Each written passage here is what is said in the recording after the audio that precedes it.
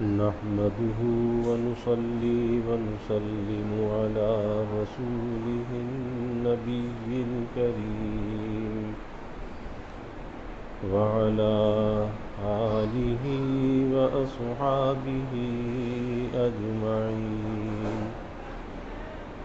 اللهم صل على سيدنا ومولانا محمد وعلى آل سيدنا ومولانا محمد وبارك وسلم صلاة وسلاما كثيرا كثيرا.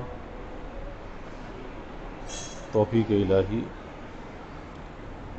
اپنے مرشد پاک کی برکت سے عشاء کی اس نشست میں حضرت اقدس مفتی عبدالرؤوف صاحب سکھروی دامت برکاتہم کی کتاب 40 گناہ کا درس چل رہا ہے. قطع رحمی کا جو گناہ ہے اس پر بات چل رہی ہے کہ اگر اپنے رشتہ داروں کے ساتھ اعزاء اقربا کے ساتھ رحم کے رشتوں کو جوڑا جائے تو اس سے ایک پاکیزہ معاشرے کی بنیاد پڑتی ہے، اور اگر ان رحم کے رشتوں کے حقوق کو ادا نہ کیا جائے تو پھر معاشرے کے اندر ظلم بڑھتا ہے، معاشرے کے اندر اختلاف بڑھتا ہے، پھر معاشرے میں شدت پیدا ہوتی ہے، فساد پیدا ہوتا ہے، لڑائی جھگڑوں تک نوبت آ جاتی ہے. اور وجہ اس کی یہی ہوتی ہے کہ جو رحم کے رشتے ہیں ان کے حقوق کو ادا نہیں کیا جاتا. ادب، احترام، اپنے کو چھوٹا سمجھنا، دوسرے کو بڑا سمجھنا. قرآن کریم میں سورہ نساء کی آیت میں رشتہ داروں کی حق تلفی سے ڈرنے اور بچنے کا اللہ نے حکم دیا.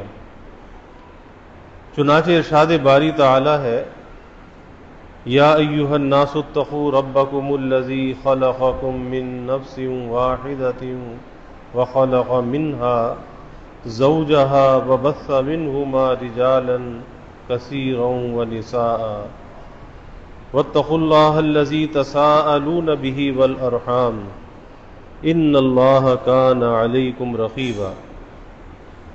فرماتے ہیں کہ اے لوگو اپنے پروردگار سے ڈرو. پہلی بات کیا ہے؟ اللہ سے ڈرو، جس نے تمہیں ایک جان سے پیدا کیا.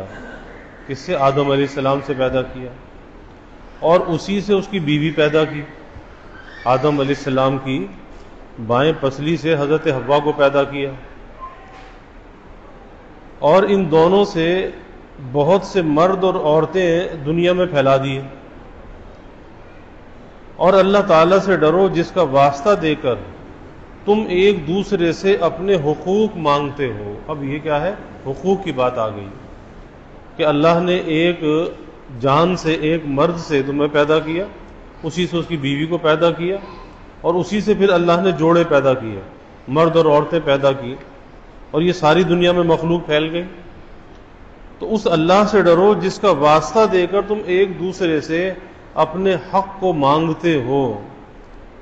یعنی جب تم اپنے حق کو مانگنے میں اللہ سے ڈراتے ہو، یہ کہتے ہو بھائی خدا کا خوف کرو، مجھے میرا حق دے دو، اللہ کے واسطے مجھے میرا حق دے دو.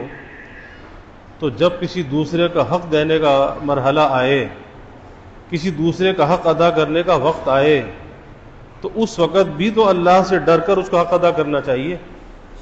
یہ نہیں ہے کہ خالی اپنا حق لینے کے لیے تو اللہ سے ڈرایا جائے، اور دوسرے کا حق ادا کرنے کا جب وقت آئے تو جب خود اللہ سے نہ ڈرے.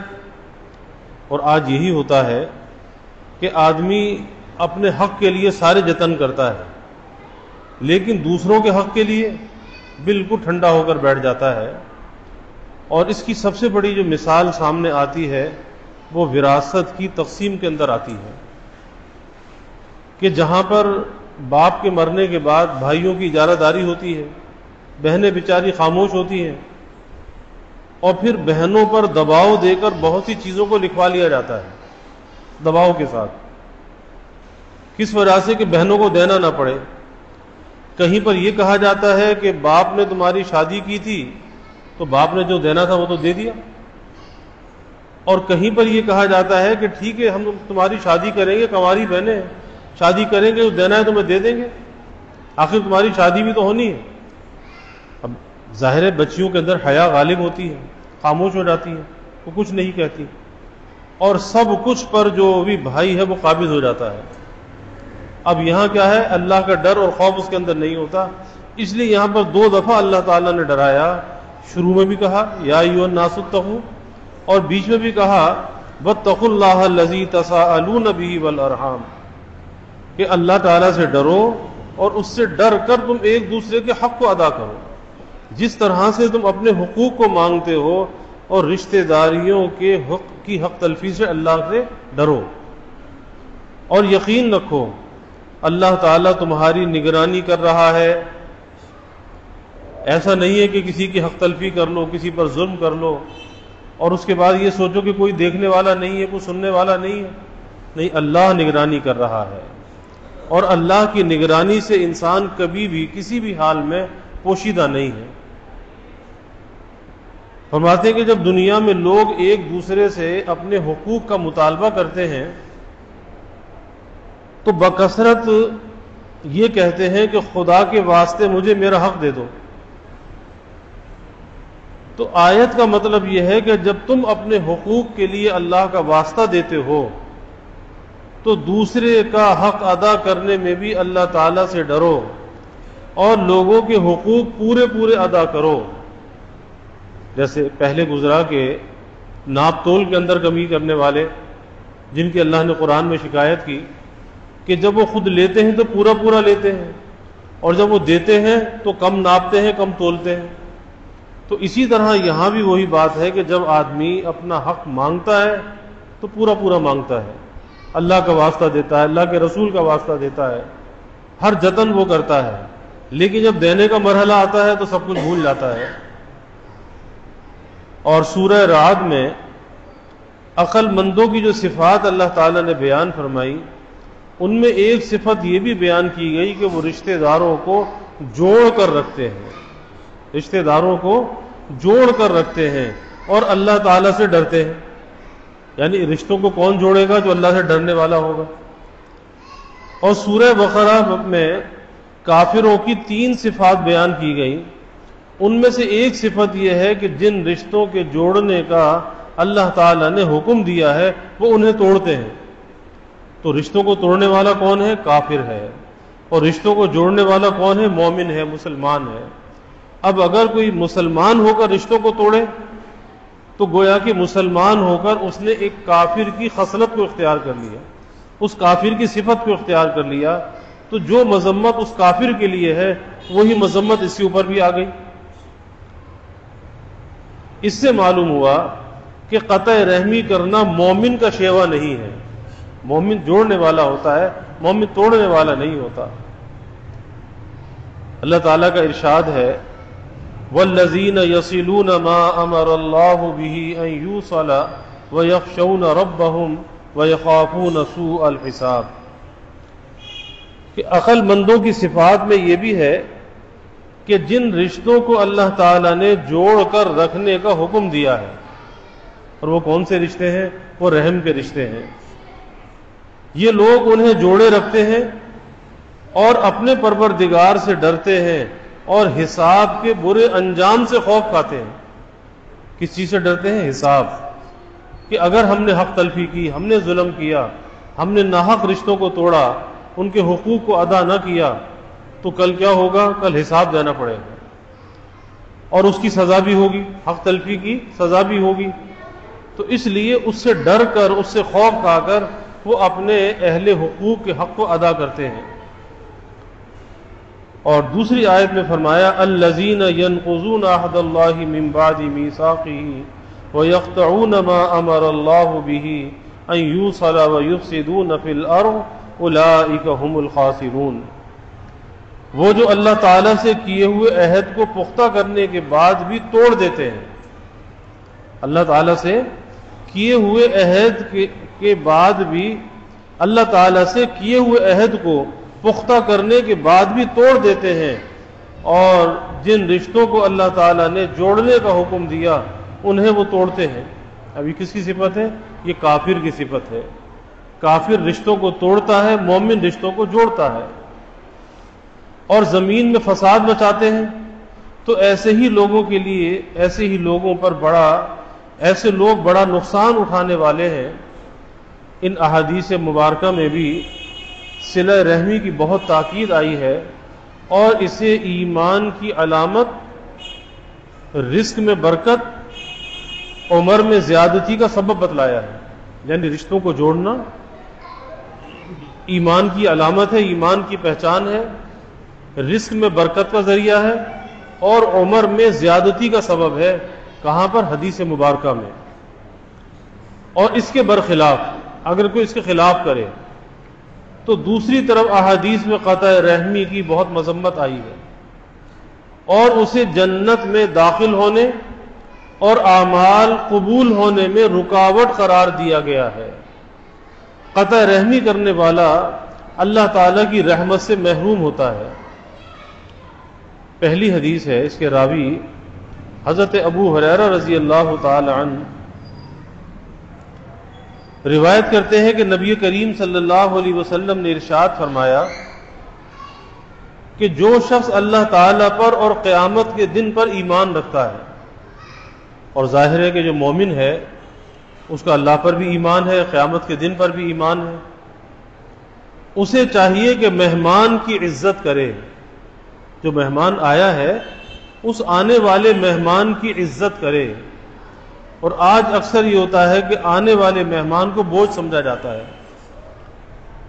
ایک زمانہ تھا کہ اتنے لوگوں کے پاس وسائل نہیں تھے، گھر بھی چھوٹے ہوتے تھے، لیکن آنے والے کتنے ہی مہمان ہوتے تھے اسے گھر میں کھپا لیتے تھے، اس کی خدمت کرتے تھے، کھلاتے تھے، پلاتے تھے، اسے خوش رکھتے تھے۔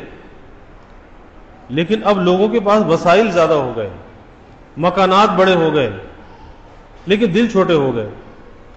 اب یہ کیفیت ہے کہ آنے والے مہمان کو بوجھ سمجھا جاتا ہے، حالانکہ حدیث میں آتا ہے کہ وہ جو مہمان آ رہا ہے، بھائی وہ تم سے لینے کچھ نہیں آ رہا، اس کے ساتھ اس کی برکت آ رہی ہے، اور وہ مہمان اپنا رزق اپنے ساتھ لا رہا ہے، وہ تمہارا کچھ کھانے والا نہیں ہے، وہ جو تمہارے پاس کھائے گا وہ اپنے مقدر کا رزق ساتھ لے کر آئے گا، وہ تمہارا رزق نہیں ہے۔ تو جس کے آنے سے برکت ہو، جس کا جو رزق اپنا لے کر آئے، تو ظاہر ہے کہ اس کے آنے سے تو خوشی ہونی چاہیے۔ لیکن وہی بات کہ دلوں کے اندر تنگی آ گئی کہ اب مہمان کو بوجھ سمجھا جانے لگا ہے۔ تو اللہ کے حبیب صلی اللہ علیہ وسلم فرماتے ہیں کہ جو شخص اللہ تعالی پر اور قیامت کے دن پر ایمان رکھتا ہے اسے چاہیے کہ مہمان کی عزت کرے، مہمان کی عزت کرے۔ اور عزت کرنا کسے کہتے ہیں؟ کہ اپنی ذات سے اسے تکلیف نہ پہنچائے، مہمان کی راحت کا خیال کرے، اس کی پسند اور ناپسند کا خیال کرے، یہ ہے مہمان کی عزت کرنا۔ اور جو شخص اللہ تعالی پر اور قیامت کے دن پر ایمان رکھتا ہے اسے چاہیے کہ صلہ رحمی کرے۔ پہلی بات کیا ہے؟ کہ مہمان کی عزت کرے، اور دوسری بات یہ ہے کہ صلہ رحمی کرے۔ اور جو شخص اللہ تعالیٰ پر اور قیامت کے دن پر ایمان رکھتا ہے اسے چاہیے کہ اچھی بات کہے یا خاموش رہے۔ اور تینوں باتیں بڑی اہم ہیں کہ مہمان سے گھبرانا نہیں چاہیے، خلوص نیت سے اس کی خدمت کرنی چاہیے، اس کی برکت بہت زیادہ ہے، بہت زیادہ ہے۔ اور دوسری چیز یہ ہے کہ صلہ رحمی کرنا، رحم کے رشتوں کو جوڑنا، اس تعلق کو برقرار رکھنا۔ آج کیا ہے کہ دور کے رشتہ داروں کا خیال کیا جاتا ہے، اور قریب میں رشتہ دار ہے، کوئی غریب ہے، کسی کے پاس اتنے وسائل نہیں ہے اور رہتا بھی وہ قریب ہے، تو اس غریب کو کوئی نہیں پوچھتا، اور جو دور کا ہے لیکن مالدار ہے اس کو سب پوچھتے ہیں۔ اور کم از کم اتنا تو ضرور ہونا چاہیے کہ ٹھیک ہے، بعض دفعہ ایسا بھی ہوتا ہے کہ انسان کو کسی سے مناسبت نہیں ہوتی۔ اب اگر مناسبت نہیں بھی ہے یا اس کی ذات سے کوئی تکلیف پہنچی ہے تو کم از کم اسے عام مسلمان کے درجے پر تو ضرور رکھنا چاہیے، یعنی قطع تعلق اور قطع کلام نہیں کرنا چاہیے۔ اس کی بڑی نحوست ہے کہ جب اس بھائی مسلمان کا آمنا سامنا ہو سلام کرنے میں پہل کرے اور اس کی مزاج پرسی کرے، اس کی طبیعت پوچھے۔ اب اس میں کیا چلا جائے گا؟ کچھ بھی نہیں۔ لیکن انسان کی انا ایسی ہوتی ہے کہ نہ سلام کرنے کے اندر پہل کرتا، نہ مزاج پرسی کرتا۔ اور آج تو وہ وقت آ چکا ہے کہ رشتہ دار تو دور کی بات ہے، گھر میں بوڑھے والدین ہوتے ہیں، لیکن اولاد کے پاس وقت نہیں ہے کہ چند گھڑی کے لیے اپنے ماں باپ کے پاس وہ بیٹھ جائیں، چند گھڑی کے لیے۔ اور وہ بوڑھے ماں باپ اور کچھ بھی نہیں چاہتے، وہ یہ چاہتے کہ چند گھڑی یہ بچہ ہمارے پاس بیٹھ جائے۔ وہ اس جوان اولاد کو دیکھ کر خوش ہوتے ہیں کہ انہیں وہ اپنا ایک پھل نظر آتا ہے نا، جس پر محنت کی تھی۔ ایک چھوٹا سا ننھا سا پودا، اس پر کتنی محنت کی، کیسی اس کی آبیاری کی، اب یہ ایک جوان بن گیا۔ تو وہ چاہتے ہیں چند گھڑی ہمارے پاس بیٹھے، اور خالی اس دیکھنے میں ان کی آنکھوں کو ٹھنڈک ملتی ہے، ان کے دل کو تسکین ملتی ہے۔ لیکن اولاد کہتی ہے کہ ہم ان کے پاس بیٹھ کے کیا کریں گے؟ ارے سب کچھ انہی سے تو ملتا ہے۔ انسان کو دنیا میں جو ملتا ہے انہی کی جوتیوں کا صدقہ ہوتا ہے، اسی سے سب کچھ ملتا ہے، ان کی دعائیں ہوتی ہیں۔ اس لیے اپنے ماں باپ کی بہت قدر کرنی چاہیے، بہت قدر کرنی چاہیے۔ اور جو اپنے ماں باپ کی ناقدری کرتا ہے پھر اس دنیا کے اندر مکافات عمل سے ضرور گزرتا ہے، پھر وہ در در کی ٹھوکریں کھاتا ہے۔ پھر جس طرح یہ اپنے ماں باپ کو نہیں پوچھتا، دنیا کے اندر اللہ تعالیٰ دکھا دیتا ہے کہ اسے بھی کوئی پوچھنے والا نہیں ہوتا، کوئی پوچھنے والا نہیں ہوتا، اور پھر اس دنیا میں سسک سسک کر یہ دنیا سے چلا جاتا ہے، لیکن اس کا کوئی پرسان حال نہیں ہوتا۔ تو یہ تو ماں باپ کا تو بہت بڑا درجہ ہے نا، کہ وہ ماں باپ جنت بھی ہے، وہ ماں باپ دوزخ بھی ہے۔ اگر ماں باپ کی خدمت کر کے راضی کر لے تو جنت، اور اگر ماں باپ کو اذیت و تکلیف پہنچائی، ستایا، تو جہنم میں جائے گا۔ تو صلہ رحمی کی جو ہے وہ عادت ہونی چاہیے۔ اور تیسری بات یہ ہے کہ جب آدمی بات کرے، اچھی بات کرے۔ اور وہ کیسے کرے گا؟ کہ بولنے سے پہلے سوچ لے، پہلے تول اور بعد میں بول۔ پہلے سوچ لے کہ میرے اس بولنے سے اللہ راضی ہوگا یا ناراض ہوگا، میرے اس بولنے سے کسی کی عزت نفس تو پامال نہیں ہوگی، کسی کے دل کو ٹھیس تو نہیں پہنچے گی، کسی کے جذبات مجروح تو نہیں ہوں گے، کیونکہ ہم گفتار کی روانی میں بولتے چلے جاتے ہیں، کیونکہ بولنے کا شوق ہوتا ہے، اور اس میں ہم دوسروں کے جذبات کو مجروح کرتے ہیں، دوسروں کی عزت نفس کو پامال کرتے ہیں۔ حضرت علی کرم اللہ وجہ فرماتے تھے کہ تلوار کا لگا ہوا زخم تو بھر جاتا ہے، لیکن وہ یہ زبان سے جو زخم لگتا ہے نا، یہ بھرا نہیں کرتا۔ یہ ساری زندگی یہ رشتہ رہتا ہے، ساری زندگی یہ زخم تنگ کرتا ہے۔ اس لیے آسان سا حل یہ ہے کہ بولنے سے پہلے تول لینا چاہیے۔ اور یہ بات اچھی طرح ذہن نشین کرنی چاہیے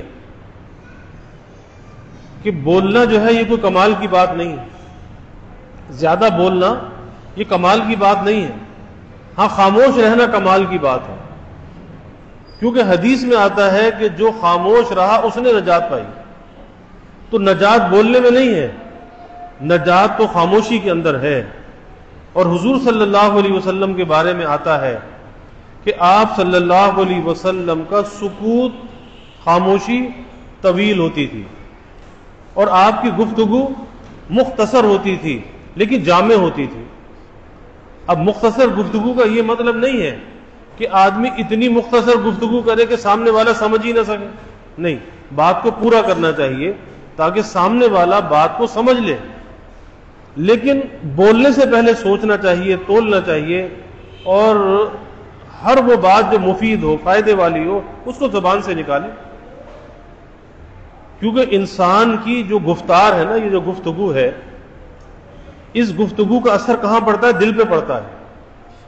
اچھی گفتگو دل پر اچھا اثر ڈالتی ہے، اور بری گفتگو دل پر برا اثر ڈالتی ہے، اس کی بربادی کے آثار پھر دل پر آ کر پڑتے ہیں۔ اچھی گفتگو انسان کو جنت کے درجات دلا دیتی ہے، اور بری گفتگو جہنم کی گہرائیوں کے اندر دھکیل دیتی ہے۔ اس لیے حدیث شریف میں آتا ہے، آپ صلی اللہ علیہ وسلم نے فرمایا کہ آدمی کبھی اپنی زبان سے کوئی کلمہ نکالتا ہے، کوئی بات کہتا ہے، اور اسے خود بھی نہیں معلوم کہ میں نے کیا کہا، اور آج کل ایسا ہی ہوتا ہے، بولتے چلے جاتے ہیں۔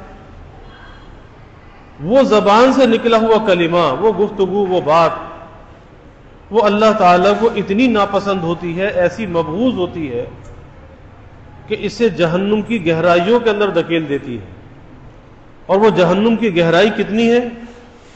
حدیث میں آتا ہے کہ اگر اوپر سے کوئی پتھر چھوڑا جائے تو 70 برس میں جا کر اس کی تہہ تک پہنچے، وہ جہنم کی گہرائی اتنی ہے۔ تو زبان کا نکلا ہوا ایک قول انسان کو جہنم کی گہرائیوں میں دھکیل دیتا ہے۔ اس لیے بولنے سے پہلے سوچنے کی عادت ہونی چاہیے، تو پھر انسان بڑی عافیت کے اندر رہتا ہے، بہت عافیت کے اندر، کیونکہ یہ زبان سے نکلا ہوا جو بول ہے نا، یہ لکھا جا رہا ہے۔ اللہ نے قرآن میں کیا کہا؟ ما یلفظ من قول الا لدیہ رقیب عتید، یہ زبان سے جو کچھ بھی نکل رہا ہے، کیونکہ ہوا کے اندر یہ گم نہیں ہو رہا، یہ لکھا جا رہا ہے۔ یہ دائیں اور بائیں لکھنے والے فرشتے موجود ہیں، ایک ایک چیز کی ریکارڈنگ کر رہے ہیں، ایک ایک چیز کی ریکارڈنگ کر رہے ہیں۔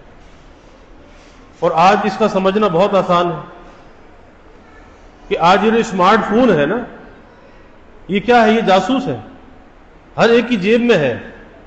میں کہتا ہوں جی میرا فون، آپ کہتے ہیں میرا فون، لیکن وہ میری جاسوسی کر رہا ہے، وہ آپ کی جاسوسی کر رہا ہے۔ آپ کی ہر نخر و حرکت اس کے اندر ریکارڈ ہو رہی ہے۔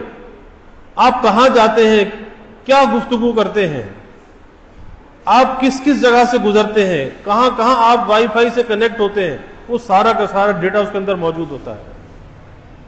تو جب ایک انسان کی بنائی ہوئی چیز کے اندر اتنی چیزیں جمع ہو جاتی ہیں، ریکارڈ ہو جاتی ہیں، تو یہ لکھنے والے فرشتے کیسے ہوں گے جن کو اللہ نے مقرر کیا ہے؟ اس لیے ڈرنے کا مقام ہے، سوچ سمجھ کر بولنے کی عادت ہونی چاہیے۔ اور جب بھی آدمی غلط بات زبان سے نکالتا ہے نا، اس کا منشا یا تو دوسرے کی حقارت ہوتی ہے، تذلیل اور تحقیر، اور اپنی بڑائی ہوتی ہے، دوسرے کے جذبات کو مجروح کرنا ہوتا ہے۔ آپ دیکھ لیں بہت سے لوگ باتوں باتوں کے اندر ایسی باتیں کہہ جاتے ہیں کہ جس سے دوسرے کی عزت نفس پامال ہوتی ہے، اور دوسرے کے لیے اس کے اندر تحقیر ہوتی ہے۔ اور اگر کوئی کہے کہ جی آپ نے یہ کیا کہا، کہتے میں نے تو مذاق میں کہہ دیا تھا، میں نے تو مذاق میں کہہ دیا تھا۔ تو بھائی کمان سے جو تیر نکلتا ہے یا بندوق سے جو گولی نکلتی ہے، کوئی جان کے چلا دے یا مذاق میں چلا دے، وہ تو سامنے والے کا کام تمام کر دے گی نا۔ اس کے دل کو تو چیر دیا آپ کی بات نے، اور آپ نے کہہ دیا میں نے تو مذاق میں کہا تھا۔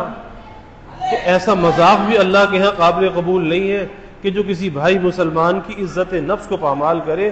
اس لیے خاموش رہنا بہتر ہے، کیونکہ خاموشی میں نجات ہے، اور بولنے کا حساب دینا ہے، خاموشی کے اندر نجات ہے۔ تو اللہ تعالیٰ ہمیں عمل کی توفیق عطا فرمائے، اللہ تعالیٰ صلہ رحمی کرنے والا بنائے، رشتوں کو جوڑنے والا بنائے، اور توڑ سے اللہ ہماری حفاظت فرمائے۔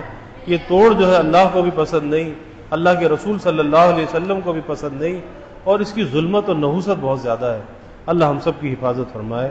وآخر دعوانا الحمدللہ۔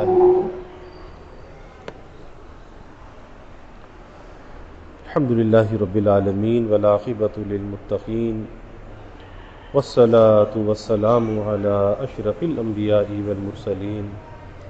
اللہم صل علی سیدنا و مولانا محمد وعلی آل سیدنا و مولانا محمد وبارک وسلم۔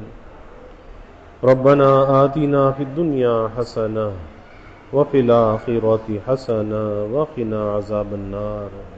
ربنا اتمم لنا نورنا واغفر لنا انک علی کل شیء قدیر۔ اللہم اعنا علی ذکرک و شکرک و حسن عبادتک۔ اللہم انا نستعینک علی طاعتک۔ اللہم وفقنا لما تحب و ترضی من القول والعمل والفعل والنية والهدى إنك على كل شيء قدير. اللهم ارزقنا حبك وحب حبيبك صلى الله عليه وسلم. اللهم ارزقنا شهادة في سبيلك واجعل موتنا ببلد رسولك. یا اللہ یا رحمان یا رحیم یا کریم یا ارحم الراحمین یا اکرم الاکرمین. یا اللہ ہمارے گناہوں کو معاف فرما. یا اللہ ہماری خطایا سے درگزر فرما. یا اللہ اپنی محبت معرفت عطا فرما. اپنی رضا والی زندگی یا اللہ نصیب فرما. رضا والے کاموں کی یا اللہ توفیق عطا فرما. یا اللہ ہمیں صلہ رحمی کرنے والا بنا. قطع رحمی سے یا اللہ ہماری حفاظت فرما. یا اللہ رحم کے رشتوں کا احترام کرنے والا بنا. یا اللہ رحم کے رشتوں کے حقوق ادا کرنے والا بنا. یا اللہ حقوق کی پامالی سے ہماری حفاظت فرما. ادائے حقوق اور حفظ حدود کی یا اللہ ہمیں توفیق عطا فرما.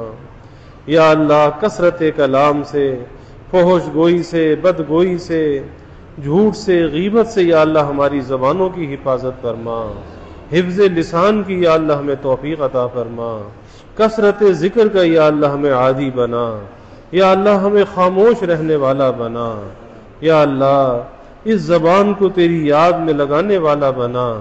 یا اللہ زبان کی جو خرابیاں ہیں، اے اللہ اس زبان کے جو گناہ ہیں، یا اللہ اس سے ہماری حفاظت فرما. یا اللہ اس کی حفاظت کا ہمیں فکر عطا فرما. یا اللہ ظاہری باطنی ہر قسمی ترقیات عطا فرما. سب کے دلوں کے نیک ارادوں کو، تمناؤں کو یا اللہ از غیب پورا فرما. سب کی حاجات کو یا اللہ پورا فرما. پریشانیوں کو یا اللہ دور فرما. بیماریوں سے یا اللہ حفاظت فرما. یا اللہ جو مقروض ہے قرضوں سے نجات عطا فرما. جو بے اولاد ہے نیک صالح اولاد عطا فرما. جو اولاد نرینہ چاہتے ہیں نیک صالح بیٹے عطا فرما. یا اللہ سب کے علم میں، عمل میں، رزق میں خوب خیر و برکت فرما. ابواب رزق یا اللہ کشادہ فرما. رزق حلال عطا فرما، آسان عطا فرما، برکت والا عطا فرما.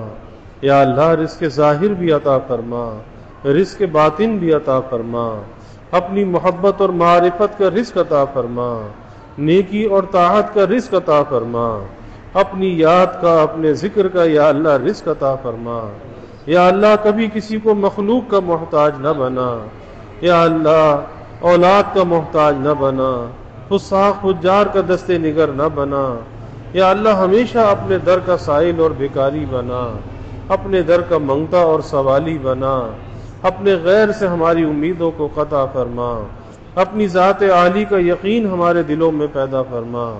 یا اللہ ہر امید کو تیری ذات سے وابستہ کرنے والا بنا. یا اللہ ایمان کی ترقی، اعضاء کی سلامتی عطا فرما. ہر محتاجی سے، معذوری سے یا اللہ ہماری حفاظت فرما. یا اللہ ہمارے ملک پر اپنی رحمتوں کا نزول فرما. اس ملک کو امن کا، سلامتی کا گہوارہ بنا. ہر قسمی بد امنی، بے چینی، بے سکونی کو یا اللہ دور فرما. ہر قسمی دہشت گردیوں سے، فرقہ واریت سے، مذہبی منافرت سے یا اللہ اس ملک کی حفاظت فرما. اس ملک میں رہنے والوں کی یا اللہ حفاظت فرما. سب کے جان و مال کی حفاظت فرما. عزت آبرو کی یا اللہ حفاظت فرما. گھر بار کی یا اللہ حفاظت فرما. آل اولاد کی یا اللہ حفاظت فرما. یا اللہ ہر قسم کے شرور سے حفاظت فرما. ہر جانب سے یا اللہ حفاظت فرما. یا اللہ مہنگائی کے، گرانی کے عذاب سے نجات عطا فرما. سب کے گزر بسر کو یا اللہ آسان فرما. سب کے سفید پوشی کے بھرم کو یا اللہ قائم فرما.